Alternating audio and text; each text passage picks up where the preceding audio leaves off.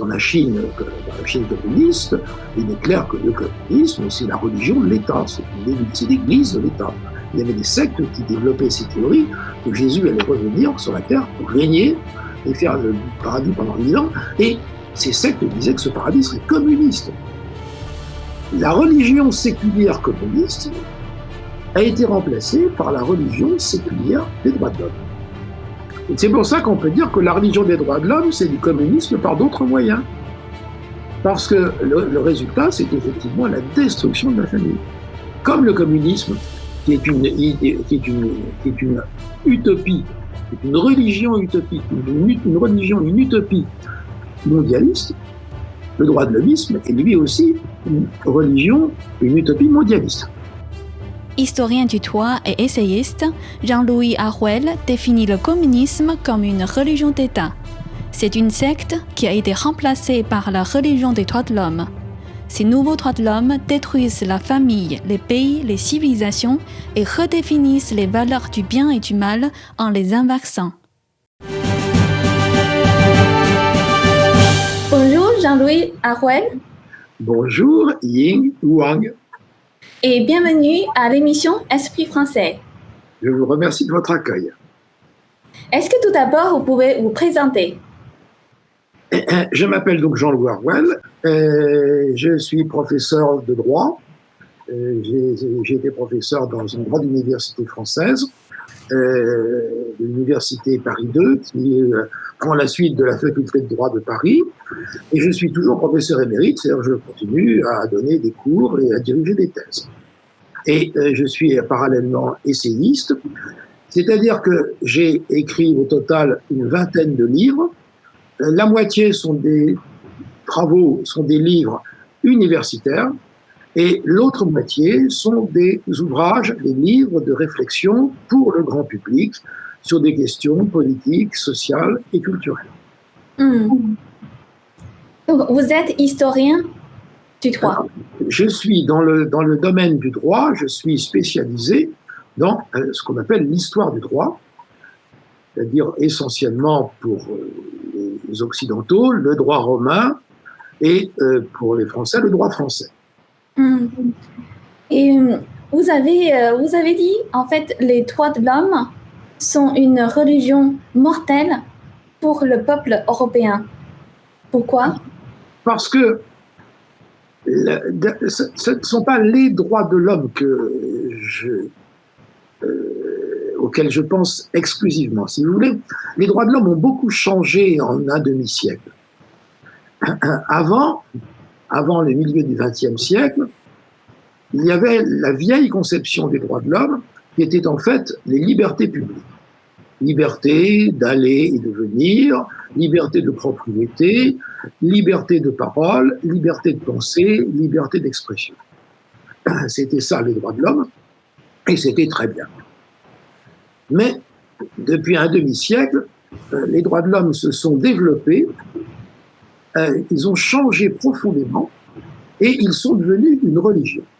Et une religion, ce qu'on appelle une religion séculière, dans le siècle, dans la vie de tous les jours, ou une religion politique, religion séculière ou religion politique, et ils ont pris de ce fait la même nature que les grandes religions séculières du XXe siècle. C'est notamment le grand sociologue Raymond Aron qui a parlé de religion séculière, et Eric Voegelin, qui est un Allemand qui est passé aux États-Unis, a parlé de religion politique, religion séculière. Les grandes religions politiques, les grandes religions séculières, c'était le nazisme allemand, l'hitlérisme et le communisme. Les grandes religions qui ont remplacé, qui ont utilisé le besoin de religiosité de l'être humain pour le diriger vers des buts politiques. Et ça a été les grandes religions séculières, donc le nazisme et le communisme. Et puis, dans les années 1980, lorsque le communisme et en particulier le communisme russe, le communisme soviétique, c'était lui, si vous voulez, il y avait des partis communistes. Par exemple, il y avait un parti communiste à Paris. Et ce parti communiste, il fonctionnait parce que Moscou, le parti communiste russe, envoyait de l'argent tout le temps. les partis communistes des pays d'Europe, ils fonctionnaient parce qu'ils étaient alimentés en argent et en moyens par Moscou. Quand le communisme russe s'est effondré, eh bien, donc cette religion séculière, elle n'a pas disparu, mais elle est devenue quand même, elle a perdu ses assises. Elle a perdu ses assises politiques. Alors vous allez me dire, il restait la Chine. Mais la Chine, c'est quand même autre chose. C'est un autre communisme encore. Mais pour les Occidentaux, le modèle communiste, c'était surtout le modèle communiste russe. Et à ce moment-là, la religion séculière communiste a été remplacée par la religion séculière des droits de l'homme. Qu'est-ce qui s'est passé? Et les droits de l'homme ont beaucoup changé. Ce n'était plus les libertés publiques, c'est devenu à ce moment-là, c'est devenu beaucoup plus. Parce que si vous voulez, les libertés publiques, les droits de l'homme d'avant 1950, c'était les droits de l'homme dans un pays. C'était les droits de l'homme et du citoyen. On était un homme, mais on était aussi un citoyen. Et donc, la morale du public, l'avenir du pays, le bien commun, l'intérêt général, la discipline, l'ordre public du pays, tout ça, ça faisait partie des droits de l'homme. Les droits de l'homme étaient intégrés dans un pays. À partir des années 1950, là, il n'est plus question de citoyens, les droits de l'homme tout court.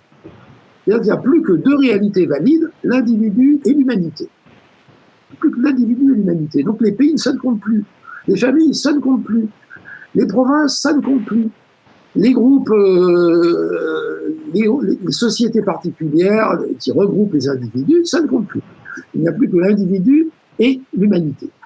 Et alors, on a vu apparaître à ce moment-là des droits de l'homme, je dirais, des droits de l'homme mortels. Mortels pour les sociétés, pour les civilisations, pour les pays. Par exemple, le droit de l'homme à se marier entre personnes du même sexe. Le droit de l'homme à changer de sexe. Le droit de l'homme consistant à avorter.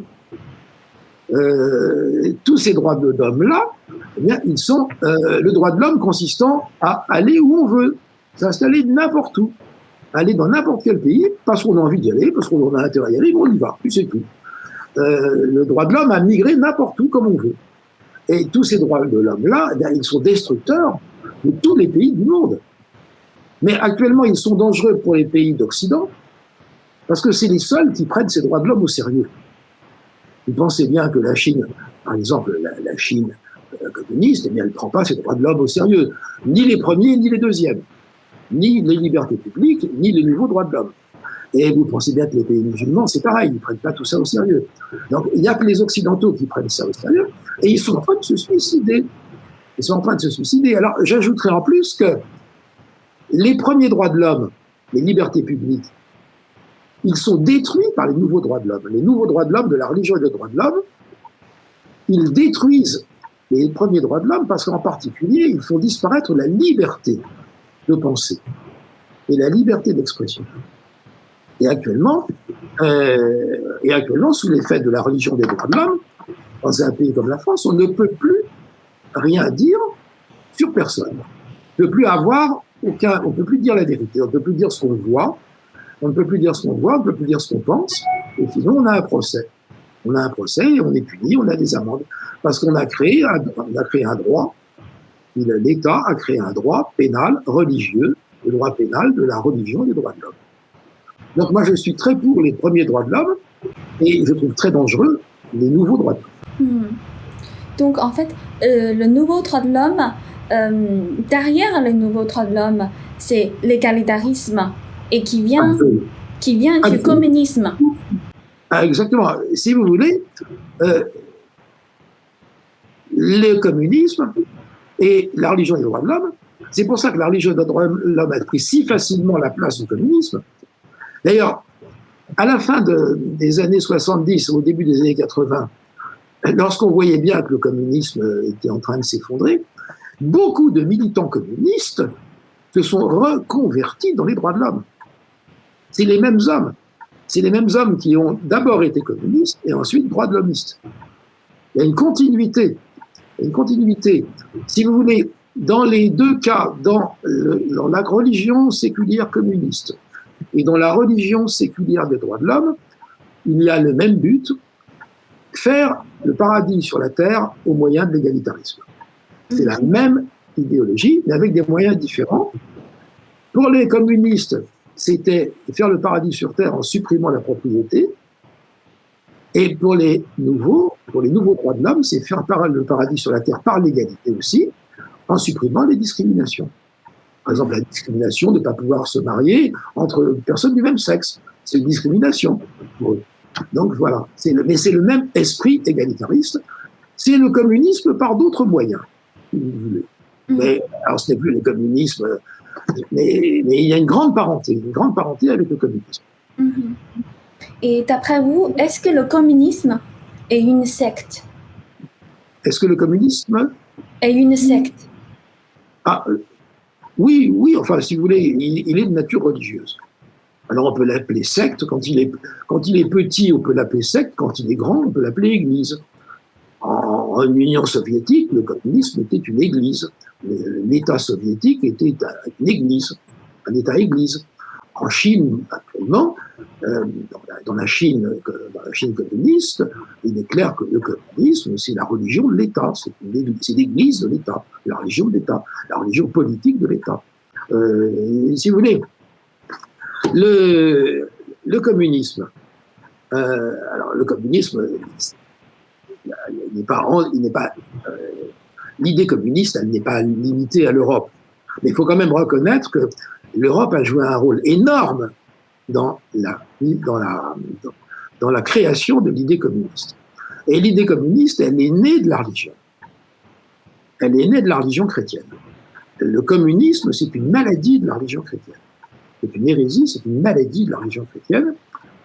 Parce que si vous voulez, au Moyen-Âge, par exemple, il y avait dans la religion chrétienne une hérésie qui consistait à dire que Jésus allait revenir sur la terre pour faire le paradis sur la terre pendant 1000 ans. Le royaume de Jésus pendant 1000 ans sur la terre. Et les gens qui développaient, l'Église était contre, l'Église condamnait tout ça, mais c'était dans des sectes précisément. Il y avait des sectes qui développaient ces théories que Jésus allait revenir sur la terre pour régner et faire le paradis pendant 1000 ans. Et ces sectes disaient que ce paradis serait communiste. Donc les gens au Moyen-Âge de ces sectes qui voulaient le retour de Jésus, ils se disaient, on va préparer le retour de Jésus, puisque Jésus va faire un paradis communiste sur la terre, on va préparer le retour de Jésus en commençant par faire la révolution pour commencer à installer le communisme de Jésus. Donc à ce moment-là, ces masses religieuses, ces sectes réunissaient des masses et les gens allaient et ils brûlaient les châteaux, et ils brûlaient les églises, et ils attaquaient les juifs, et ils attaquaient les bourgeois, et ils faisaient la révolution sociale. Donc pour préparer le royaume de Jésus pendant 1000 ans, on commençait par faire la révolution sociale. Et ça, je vais donner le Moyen-Âge, mais ça a continué avec la Renaissance, c'est un courant de pensée. Ces sectes d'inspiration chrétienne à programme communiste, elles ont existé jusqu'au XIXe siècle. Et ça a été, on a beaucoup écrit, et Karl Marx, le jeune Karl Marx, eh bien, il s'est inspiré de tout ça pour construire sa théorie communiste.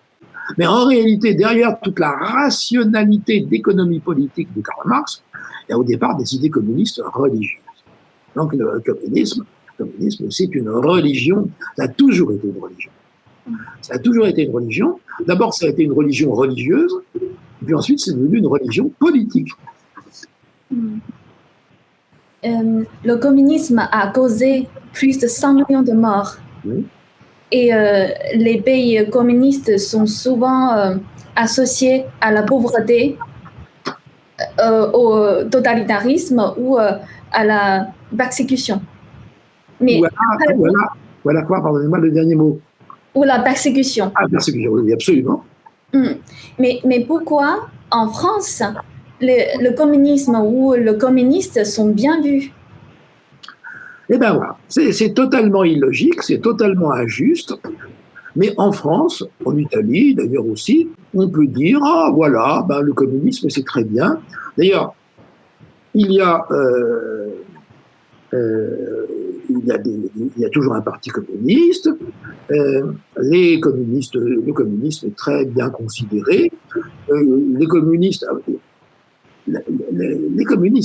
jusqu'en 1980 représentaient encore au moins 20% du vote des Français. Il faut dire aussi, vous comprenez, la France, elle n'a jamais été sous domination communiste. Elle n'a jamais eu un gouvernement communiste. Je pense que les pays qui ont eu un gouvernement communiste, c'est pas pareil. Quand le communisme a été au pouvoir, pour les Français, pour les intellectuels français et pour les classes populaires françaises, le communisme, ça a toujours été un beau rêve. C'était ailleurs que ça se passait. C'était ailleurs. Par exemple, la Russie soviétique, la Russie communiste. On sait très bien que ça a été une horreur. Mais dans les années 1930, tous les grands intellectuels français allaient en Russie. Ils étaient reçus fastueusement dans des grands hôtels, dans des palais officiels. On les promenait dans les quelques villages qu'on avait choisis, dans les quelques usines qu'on avait choisis. Vous savez ce qu'on appelait des villages Potemkin.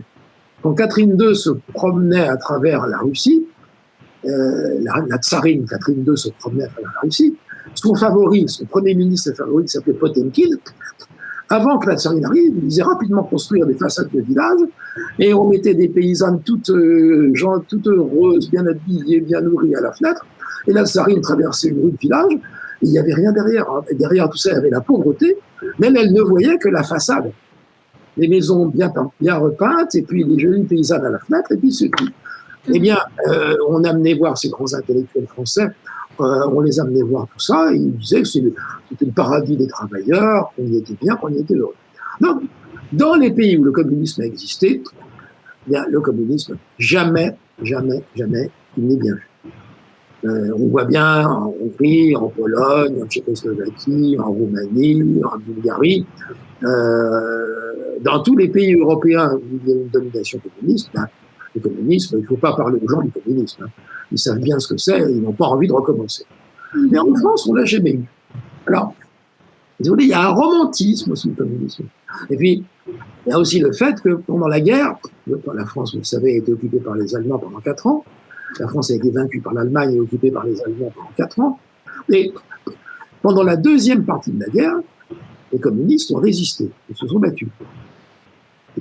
Et du coup, ils ont été, en 1945, quand la France a été libérée, le Parti communiste, il a été dans le camp des vainqueurs. Et c'était vertueux, il s'était bien battu.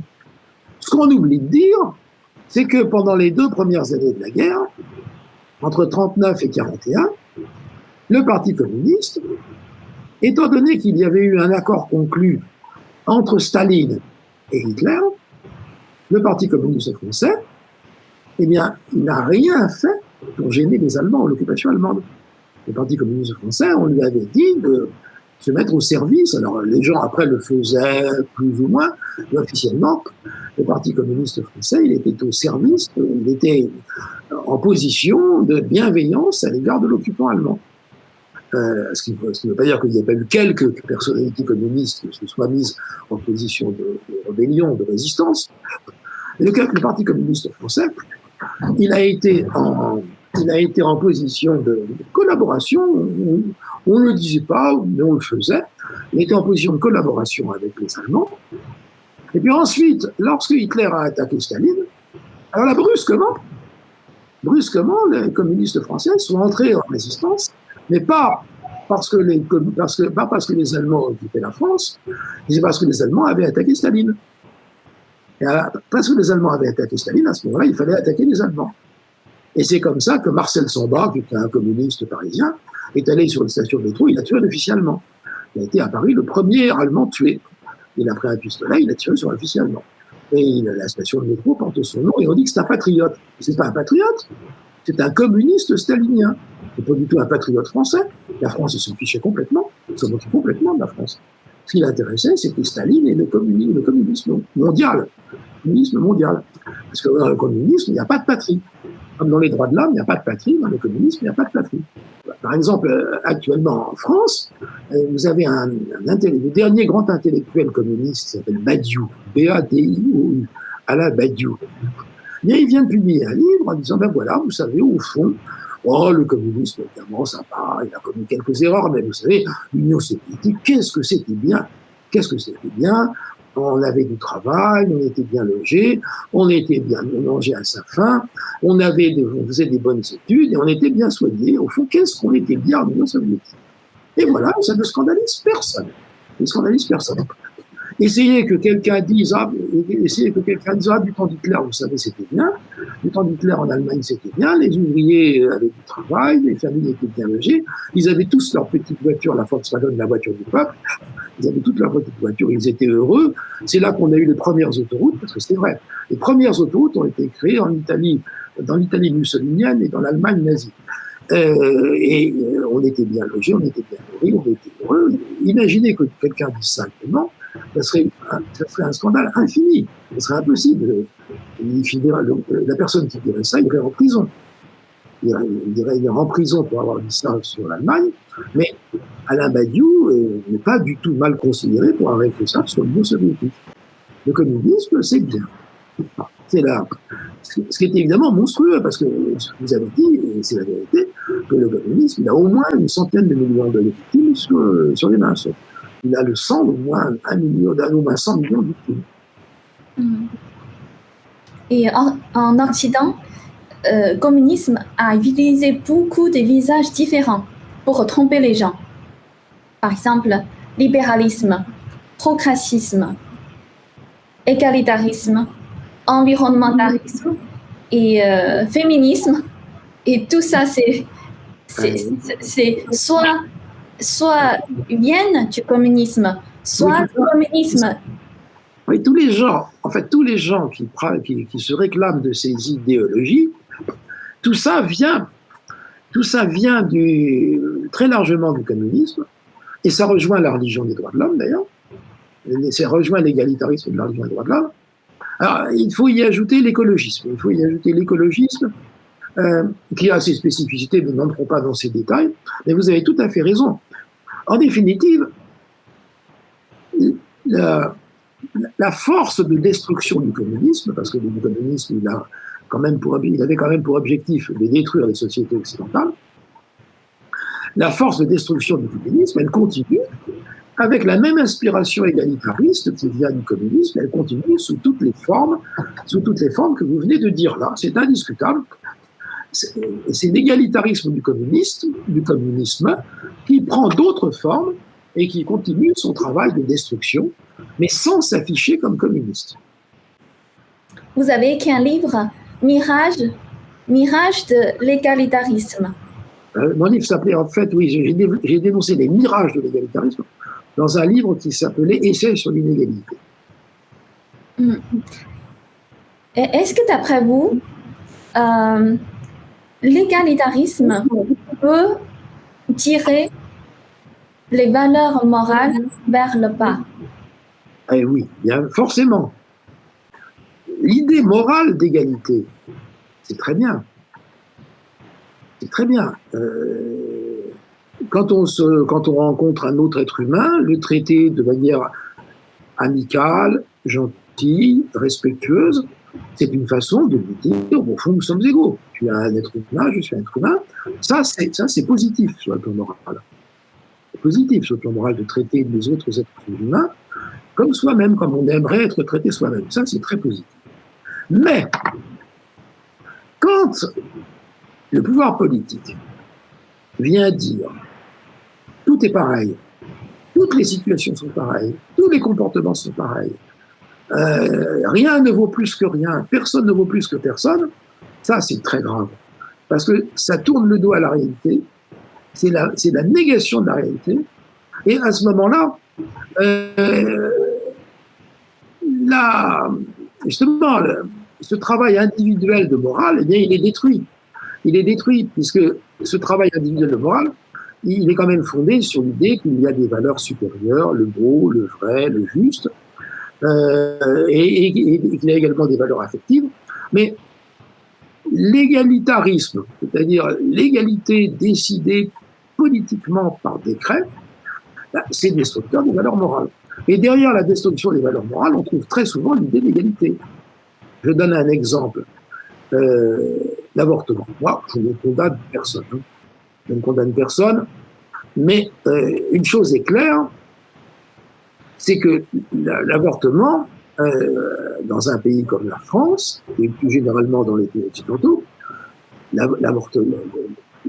légalisation de l'avortement, je dirais bien plus que la légalisation de l'avortement, l'encouragement public à l'avortement, presque l'obligation d'avortement, puisque les médecins qui déconseillent à une patiente de se faire avorter, on les envoie au tribunal.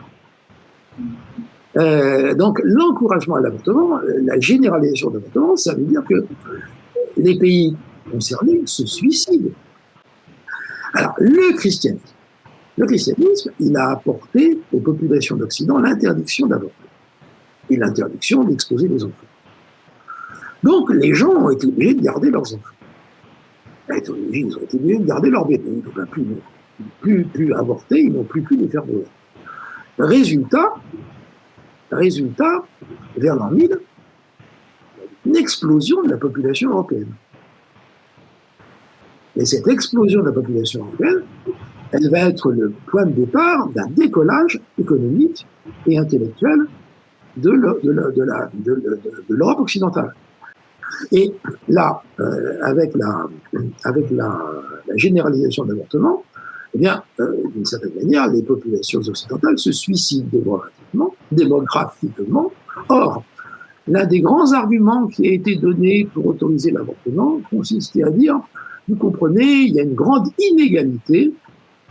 Les femmes des milieux riches, l'avortement est interdit en France, mais les femmes des milieux riches peuvent aller dans d'autres pays se faire avorter, sans le dire à personne, tandis que les femmes du peuple en France, elles sont obligées de garder leur bébé. Donc c'est inégal. Donc l'idée d'égalité, elle a été derrière la légalisation de l'avortement, et elle est derrière le fait que l'avortement est devenu un des nouveaux droits de l'homme. Et on pourrait donner comme ça des tas d'exemples avec toujours cette idée d'égalité, l'égalitarisme, donc cette obsession. L'égalité, c'est très bien, jusqu'à un certain point. Et après, ça devient une maladie. C'est comme tout. L'égalité, c'est très bien, et après, ça devient une maladie. Et finalement, c'est une maladie de la société qui en meurt. Est-ce qu'au nom de la liberté, de l'égalité, du progrès, les critères du bien et le mal ont déformé?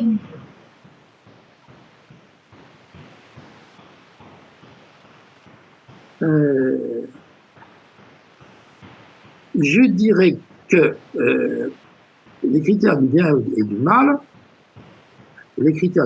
mal, ce sont des très vieux critères. Pour vous, en Extrême-Orient, évidemment, la pensée des grands auteurs comme Confucius est essentielle dans cette détermination des critères du bien et du mal. Et pour les Grecs anciens, la détermination du bien et du mal, elle a été également établie à partir de critères moraux et de critères objectifs. Pour les Occidentaux plus récents, les critères du bien et du mal ont été apportés par le christianisme, qui avait gardé ce qu'on appelle le décalogue, c'est-à-dire les 10 commandements: tu ne tueras pas, tu ne voleras pas, tu ne convoiteras pas, tu ne convoiteras pas la femme d'autrui, etc., etc. Donc pendant des milliers d'années, le bien et le mal, ça a été ça. Eh bien, actuellement, sous l'effet de la religion des droits de l'homme, on a une conception très différente du bien et du mal. Le bien, c'est ce qui contrarie la religion des droits de l'homme. Le bien, c'est ce qui remplit les objectifs de la religion des droits de l'homme. Le mal, c'est ce qui contrarie la religion des droits de l'homme. C'est pas ce qui fait que, par exemple, vous pouvez avoir des gens qui peuvent être punis en justice parce qu'ils ont dit, moi, je n'approuve pas l'avortement. Et ils n'ont causé de mal à personne.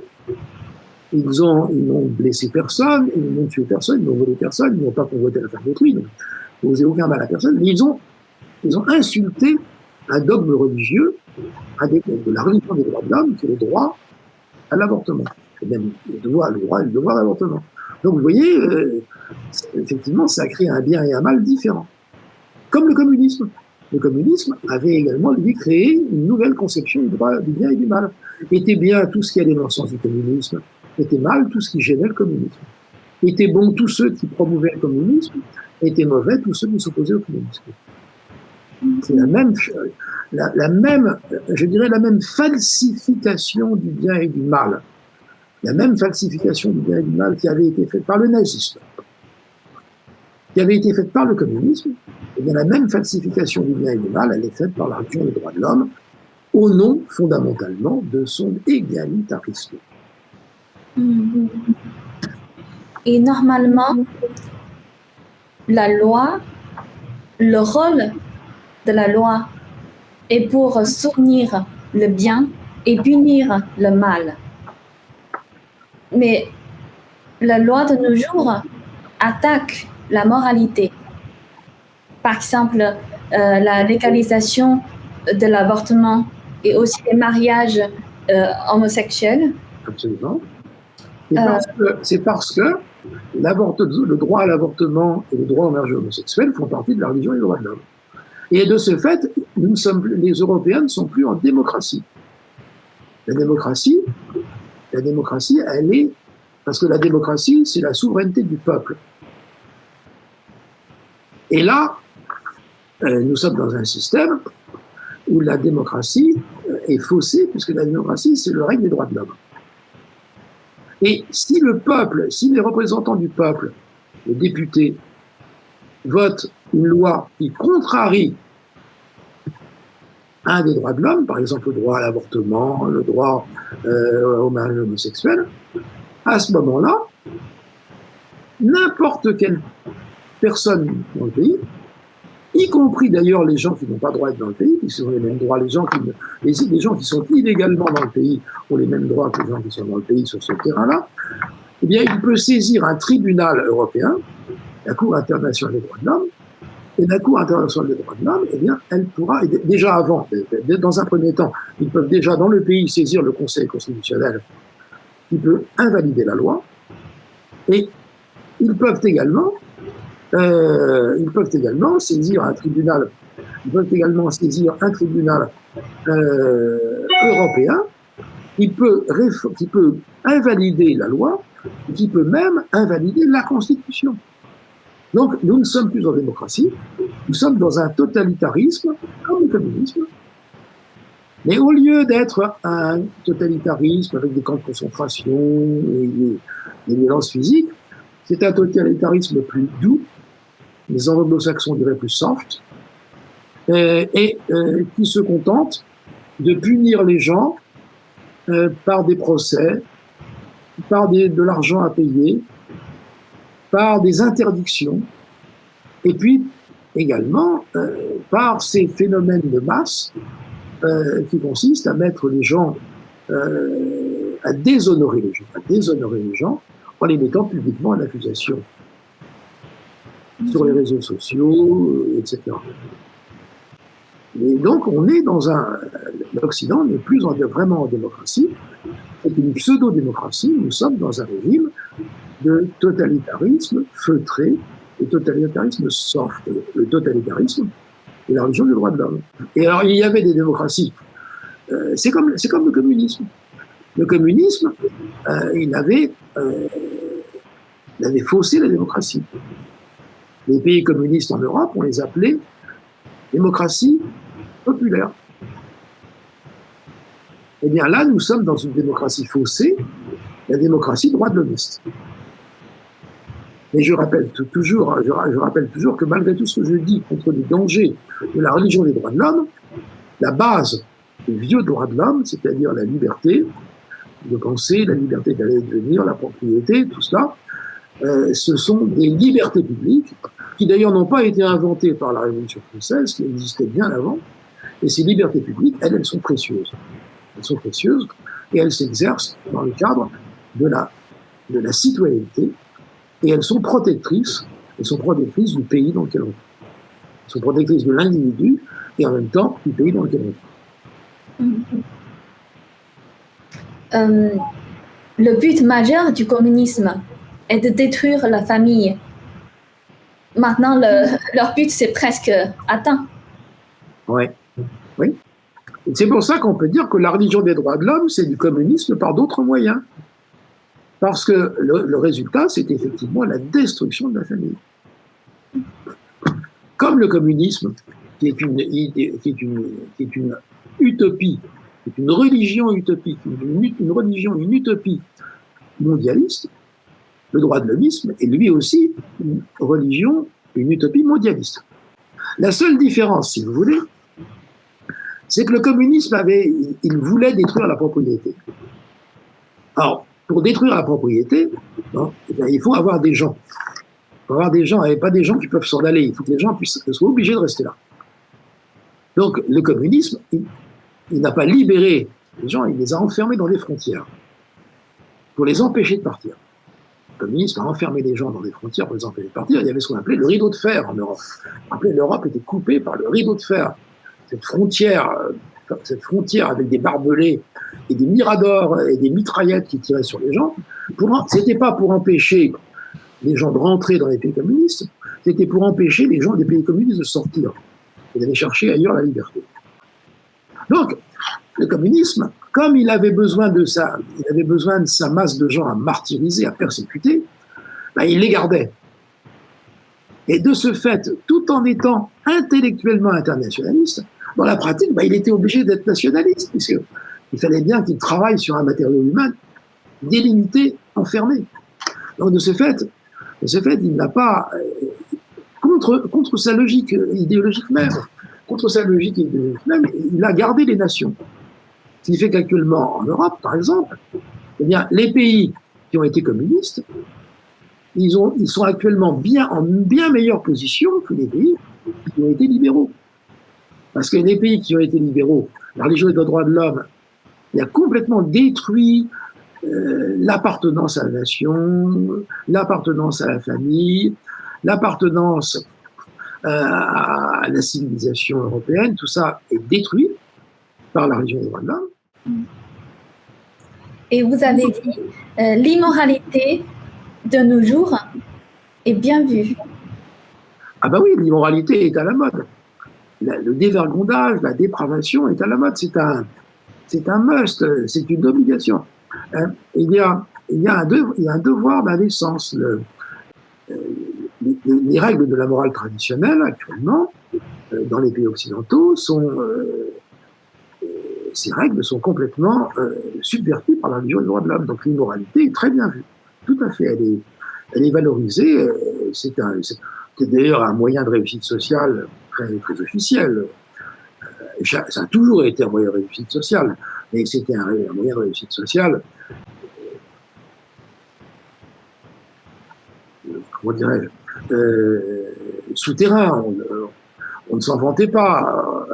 Alors que maintenant, c'est devenu un moyen de réussite sociale très avoué. D'ailleurs, l'immoralité est une belle carte de visite dans certains domaines.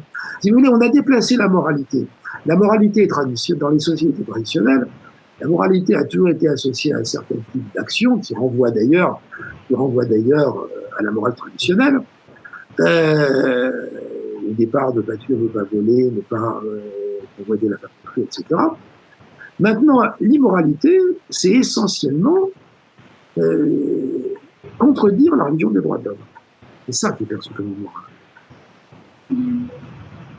C'est toujours ce que vous évoquiez tout à l'heure, c'est-à-dire le fait que les grandes idéologies, comme le nazisme, le communisme, la religion des droits de l'homme, les grandes idéologies, ont changé, parce qu'elles sont d'origine religieuse, elles ont changé la notion du bien et du mal. Le bien, c'est ce qui va dans le sens de la religion, de cette religion politique. Le mal, c'est ce qui contredit cette religion politique. Donc l'immoralité va dans le sens de la religion politique des droits de l'homme, donc elle est bien vue. Le moralisme vient heurter le sens de l'immoralité de la religion des droits de l'homme, donc il est mal vu. Quand l'immoralité est généralisée, oui. Est-ce que nous sommes vers la fin de notre civilisation? Écoutez, j'ai bien peur que vous n'ayez raison. J'ai bien peur que vous n'ayez raison.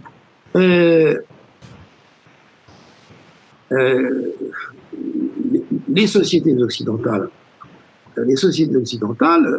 elles sont quand même dans une mauvaise posture. Elles sont quand même dans une mauvaise posture. Du point de vue démographique, du point de vue moral.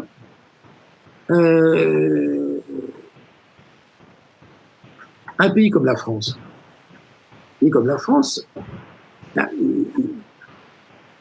il est affaibli économiquement, affaibli moralement. Il a une religion, puisque officiellement la religion c'est la religion chrétienne. Mais la religion chrétienne, pendant des siècles, elle a apporté beaucoup d'exigences. Alors, elle continue, la religion chrétienne, pour être exact, continue à condamner le mariage homosexuel. Il ne s'agit pas de condamner les homosexuels, mais c'est l'homosexualisme, c'est-à-dire l'homosexualité présentée comme un modèle social à suivre. La religion chrétienne continue à condamner ça. Mais en même temps, la religion chrétienne, elle s'est mise à la remorque de la religion des droits de l'homme sur un point, qui est l'accueil fait à l'immigration. C'est pareil, l'immigration, c'est pas être contre l'immigration autour, mais il y a des degrés de l'immigration qui fait qu'à un moment donné, c'est plus possible. Et en particulier, la religion chrétienne, qui a toujours protégé les Européens contre l'islam, actuellement, la religion chrétienne, elle se met dans un dialogue avec l'islam qui fait qu'elle encourage les pays européens à accueillir un maximum de musulmans sur le sol européen. Le problème, c'est qu'actuellement, il y a une immigration gigantesque. Déjà, il y a actuellement en France une immigration gigantesque. Pour ne parler que de l'islam, il y a actuellement en France entre 7 et 10 millions de musulmans, de personnes qu'on peut qualifier de musulmanes. C'est-à-dire qu'il y a à peu près, en France, une personne sur 7 qui est musulmane. Et ça ne risque pas de diminuer, au contraire, parce que d'abord, la démographie des femmes musulmanes est beaucoup plus forte que la démographie des femmes européennes, et aussi parce qu'il y a sans arrêt de nouvelles arrivées. Et donc, vous avez sur le sol de la France, déjà actuellement, vous avez sur le sol de la France des villes entières où on n'est plus en France, on est dans un pays musulman. On vit comme dans un pays musulman, on mange comme dans un pays musulman, on se comporte comme dans un pays musulman, on se marie comme dans un pays musulman, etc. Et la religion chrétienne, elle est quand même très affaiblie, et elle n'est plus pour les, elle a été, la religion chrétienne a été pendant des siècles, pendant plus de 1000 ans, elle a été la religion identitaire des Blancs. C'est un fait. Elle a été la religion identitaire des Blancs. Oui. Ouais, dans une école de l'église à New York, oui. Ils encouragent les élèves à utiliser les mots les plus tolérants. Par exemple, ils n'appellent pas leurs parents père et mère, parce que père et mère deviennent des mots sensibles pour offenser certains. Ah oui, ça offense évidemment, les couples homosexuels. Oui, c'est pareil, dans les papiers officiels en France, on ne met plus père ou mère. Avant, quand on a des enfants à l'école, signature du père, signature de la mère. Maintenant, c'est signature du premier parent, signature du deuxième parent. Ce qui fait que, effectivement, au nom de l'égalitarisme, on détruit complètement la famille, on a détruit la famille. On a détruit la famille.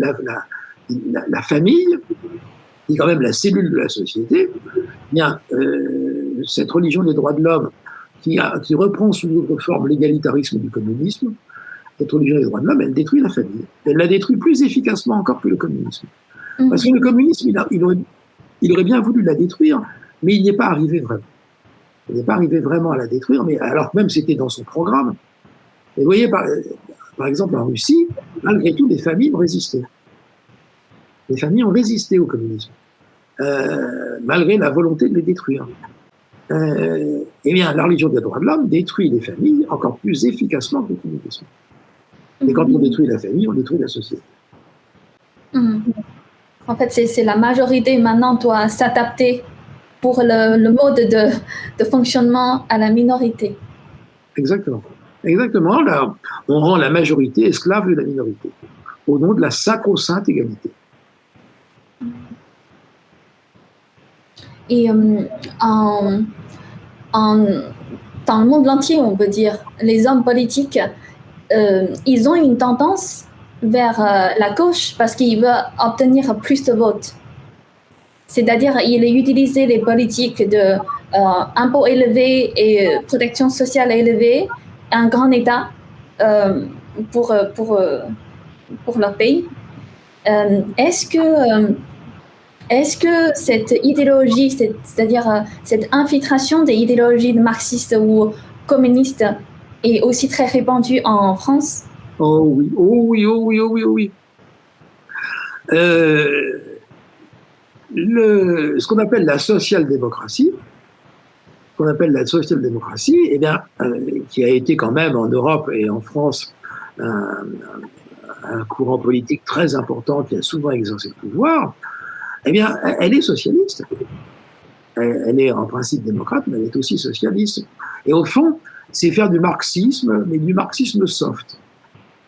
Vous avez le marxisme dur, et c'est le soviétique, et vous avez le marxisme soft, et c'est la social-démocratie. Donc, on peut dire que la postérité du marxisme, le communisme a perdu le pouvoir, mais le marxisme, lui, il est toujours, alors, sous des formes avec remplacement de la lutte finale par le réformisme, mais en définitive, c'est quand même toujours une inspiration marxiste qui est à l'origine de l'égalitarisme occidental. Indiscutablement. Et d'après vous, quelles sont des élites qui dirigent la France?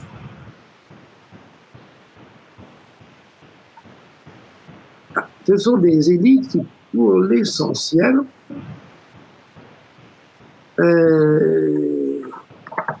sont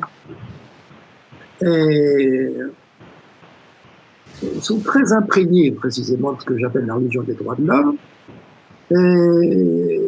très imprégnés du libéralisme, de ce qu'on appelle aussi le libéralisme sociétal, qui au fond met tout sur le même plan, rejette, donc a une vision du monde, a une vision de mondialiste, ne connaît que l'individu et l'humanité, et dans le domaine économique, recherche le profit individuel, mais sans s'intéresser du tout à la nation.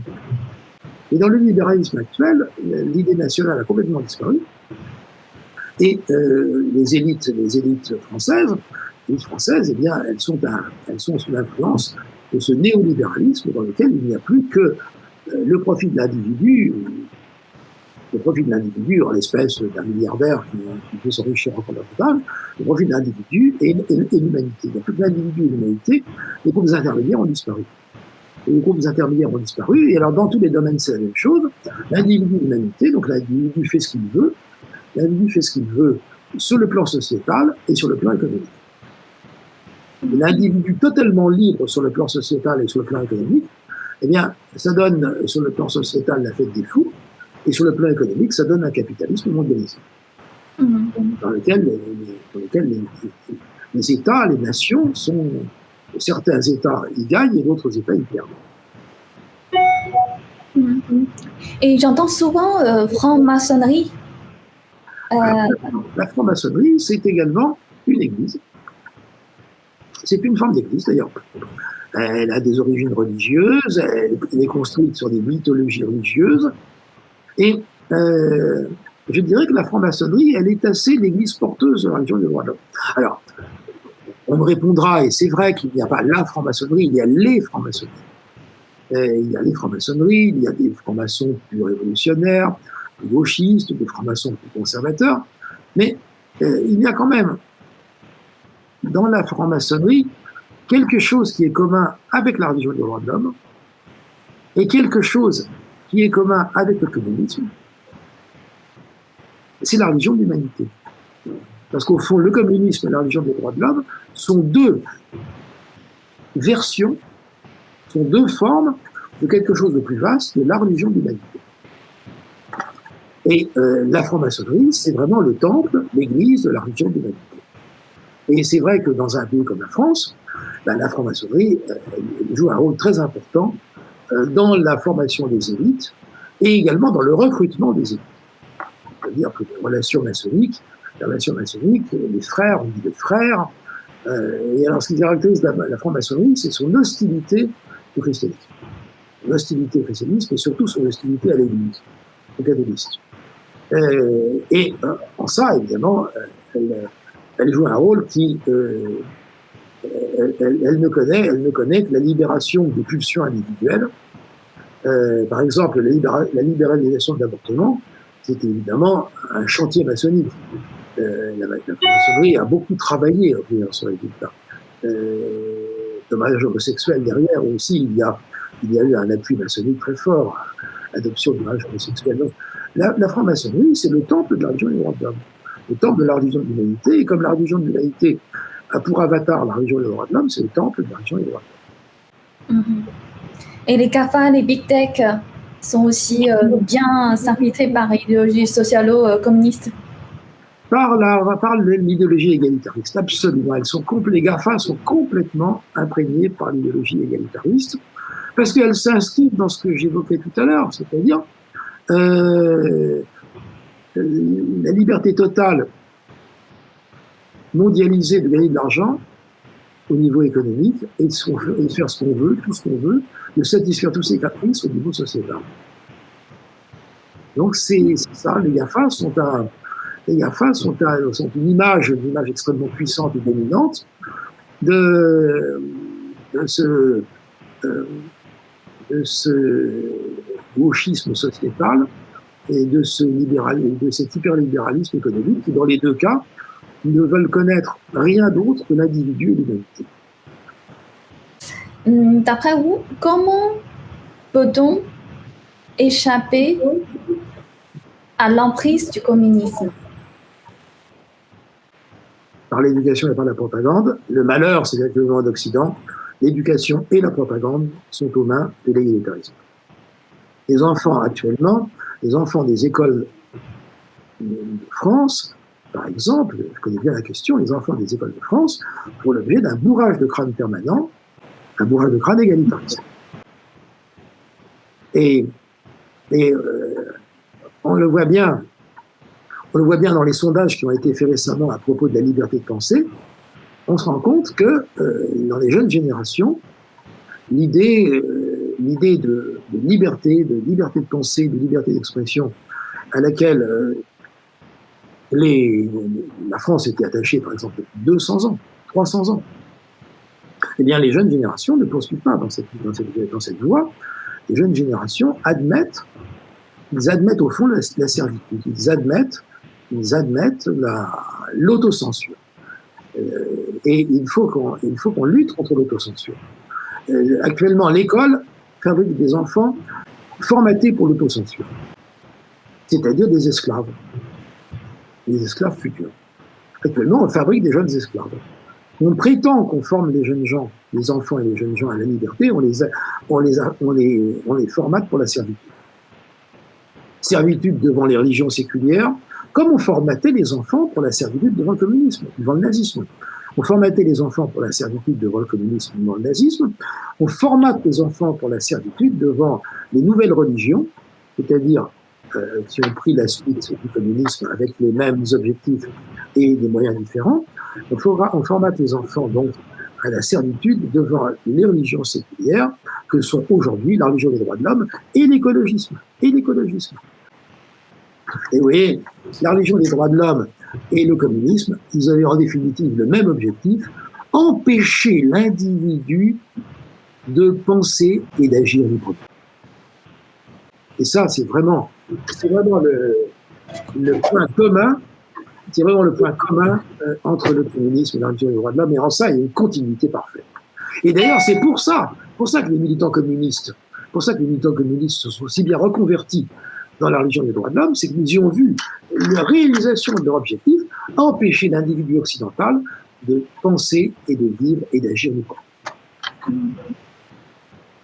avec pour résultat la destruction de l'Occident. Dans les deux cas, le communisme et la religion des droits de l'homme avaient le même objectif, la destruction de l'Occident. Et nous vivons dans une époque où espoir ou désespoir coexistent. Oui. De toute façon, il ne faut jamais désespérer. Il ne faut jamais désespérer. C'est une affaire de tempérament. Il faut toujours renoncer, il faut toujours refuser le désespoir. Il y a un écrivain, un grand écrivain français qui n'est plus très à la mode, qui s'appelait Jean de Lavarande, et qui raconte dans un de ses romans, qui s'appelle Man d'Arc, il raconte l'histoire d'un révolté, d'un noble qui s'était révolté contre Louis-Philippe pour défendre la duchesse de Berry, pour défendre l'entreprise de la duchesse de Berry en Vendée. Et il avait été pris, capturé, il avait été mis en prison, jugé, condamné à mort. Il devait être fusillé le lendemain. Eh ben, il était dans sa prison, il a pris un couteau, il a commencé à creuser un trou pour s'enfuir. Il savait qu'il serait fusillé le lendemain, mais il commençait à creuser son tunnel. Voilà, c'est comme ça, il ne faut jamais désespérer, il faut toujours avoir... Et vous voyez, quand j'étais enfant, il y avait, parmi les livres qu'il y avait chez mes parents, il y avait un petit livre qui disait d'un dissident, c'était assez rare et assez mal vu à l'époque, il y avait un petit livre d'un dissident soviétique qui disait que allumer une petite lumière dans l'obscurité, c'était mieux que de rester dans l'obscurité totale. Eh bien, à l'époque, je me disais, bon, et il dit ça, le pauvre homme, il dit ça, mais l'obscurité communiste, j'ai l'impression qu'elle n'a pas fini de régner. Ben, finalement, elle est partie. À un moment donné, il ne faut jamais désespérer. Il faut toujours combattre. Il faut toujours chercher des issues de secours, chercher des solutions. Ça, vous savez bien. Jamais désespérer. On peut dénoncer, mais pas désespérer. Oui. Et ceux qui ne croient pas au divin passent leur temps dans les plaisirs. Ceux qui ne pensent pas Ceux qui ne pensent pas au divin. Oui. Passent leur temps dans les plaisirs. Oui. Et ceux qui croient attendent le retour du Créateur. C'est vrai, mais c'est vrai que la religion est une chose importante. C'est vrai aussi que